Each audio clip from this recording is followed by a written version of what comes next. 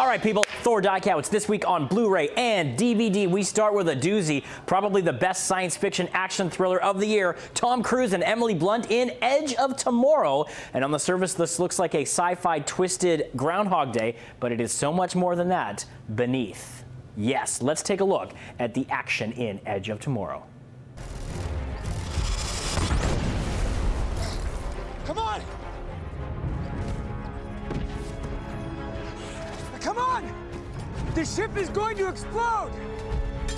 What are you doing? Find me when you wake up. What? Come find me when you wake up. Kablamo! Yes, and he wakes up. Now, this is such a fascinating story, and it shows the power of editing because this movie never actually felt repetitive, even though Tom Cruise, inexplicably at first, they explain why, he starts reliving the same day over and over again, and he ends up on the same beach and gets surrounded by this big alien invasion. But time and time again, the humans always lose the battle, so he starts finding out strategies and ways they can actually try to win this battle on this beach. I love this film because it didn't have a big sort of rah-rah American spirit. It had a very sort of World War II-ish European flair to it. And check out these behind-the-scenes features. 90 minutes of special features jammed into this one. One of Tom Cruise's best roles in years, and the alien design was really something original and unique. Jam-packed with action, very funny as well, a great screenplay, wonderful characters, and just a really intriguing story at its core. So Edge of Tomorrow really took a lot of people by surprise. They didn't know what to quite think of it at first, but it is worth your time. It is a non-stop thrill ride from start to finish, and get the Blu-ray because it's jam-packed as you can see here with excellent bonus features. Tom Cruise, a consummate professional, and always is very respectful of directors and the filmmaking process, and this just shows why he is still a world-class #1 international action and movie star. All right, next we're talking Disney. Jon Hamm plays a sports agent in $1 Million Arm, and this movie sees him travel to India to get two unlikely baseball prospects. Check it out. How long's it been like that? About a minute. Is he gonna throw? I have no idea.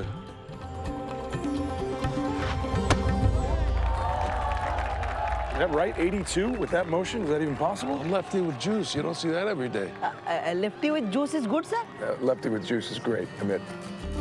Lefty with juice is money in the bank.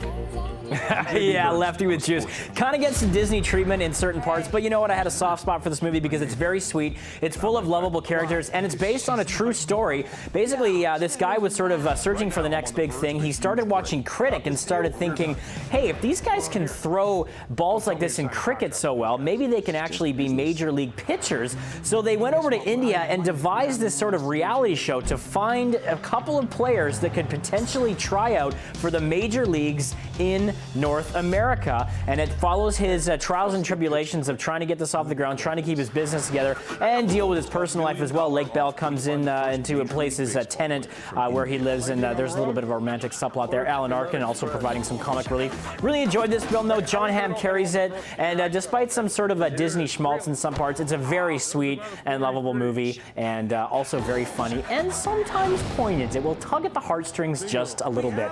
All right, we're sticking with the comedy theme now, and Seth MacFarlane returns in another movie with million in the title. This is A Million Ways to Die in the West, and it may not have done that well at the box office. I still thought it had some funny moments. This is basically his homage to Blazing Saddles. Take a look. We live in a terrible place and time. The American West is a disgusting, awful, dirty, dangerous place. Look around you. Everything out here that's not you wants to kill you. Outlaws, angry drunk people, scorned hookers, hungry animals, diseases, major and minor injuries, Indians, the weather. You can get killed just going to the bathroom. See those guys over there? There you go. The funny part about this movie is Seth MacFarlane basically plays a modern-day contemporary man that is basically sort of just put in the Old West. I mean, his character does actually, live in that era, but he seems so modern, and that's kind of what makes it funny. It's also got a great cast, including Neil Patrick Harris, Liam Neeson, Amanda Seyfried, Giovanni Ribisi, and Sarah Silverman, also a nice cameo from Bill Maher. It's irreverent, it's crude, it's off-color, it's everything you want from Seth MacFarlane. It's Ted meets Family Guy meets the Old West. That was pretty graphic. That's just a taste, a wee taste of what you're going to get in A Million Ways to Die in the West. And I actually really enjoyed Charlize Theron in this movie. She was very funny and had some expert comic timing. And Liam Neeson, despite, maybe lack of development, played a pretty formidable villain. I enjoyed this movie. It was maybe about 20 minutes too long, but it's got some great gags in it. And I like that he was sort of poking fun at the Western genre in a very lovable way. Plus, they did a lot of great location shooting in this movie. So you get that real, authentic, vintage desert feel. A Million Ways to Die in the West. If you like Family Guy and Seth MacFarlane, you're going to love this one. All right, now we're talking TV, people, and American Horror Story just continues its amazing run of success with Coven, and we're going to New Orleans for this one. And Angela Bassett is in this one, Kathy Bates, Jessica Lange returning, and this is the exceptional young witches at an academy in New Orleans that is under assault by forces of ignorance and hate. Now, they get caught up in the turmoil. Zoe is harboring a terrifying secret of her own. Meanwhile, Fiona, played by Lange, is a supreme witch with unimaginable powers. She's determined to protect the Coven, but her quest for immortality will lead her to cross paths with a voodoo queen, played by Angela Bassett, and a murderous slave owner, played by Bates. It's just amazing, the originality in the show, and I like how they keep a lot of the same cast members throughout the seasons, but they change up the storyline and the backdrop so well. I mean, we had essentially a haunted house in the first one, asylum in season 2. Now we're in New Orleans for this crazy kind of witch academy, and the 4th season, Freak Show, will be coming soon, and you know where that one's going. It's all going to be all about the circus, but get caught up, and you can get all up to speed on the season of American Horror Story Coven with 17 Emmy Award nominations, including Outstanding Miniseries. Amazing stuff there, still happening. Okay, next we're going to be talking about Teenage Mutant Ninja Turtles. Season 1, this is not the original that you remember from the 90s. No, it's the beginning, the complete first season. This has been a real big hit on Nickelodeon. They've sort of revamped it and given it a new animation style, but it actually keeps the sort of reverence for the genre. The Turtles have all their sort of personalities that we remember, and fans of the franchise from the 90s will be delighted because they're not taking this this new version and sort of bastardizing it or that kind of thing. It's very playful, it's very witty, and it's got that great sense of adventure, I think, that we all love. There's also Turtle Power, which is a great documentary out now that traces the entire roots of the Turtle franchise. But they're really coming back in a big way, so you can get the Nickelodeon Season 1 now of TMNT.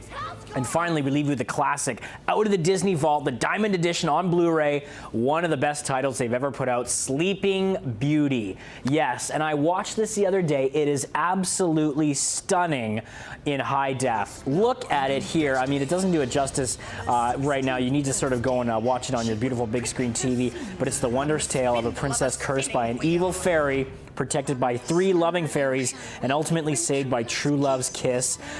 This is from basically the team that did a lot of those classic Disney tales at the time.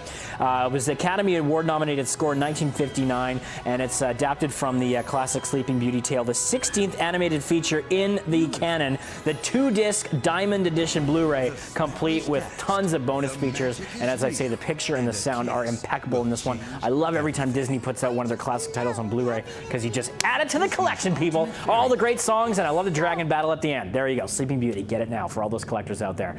I'm Thor Dykow. That's it. This week on Blu-ray and DVD concludes. Catch me on Twitter. See you next week on breakfasttelevision.ca.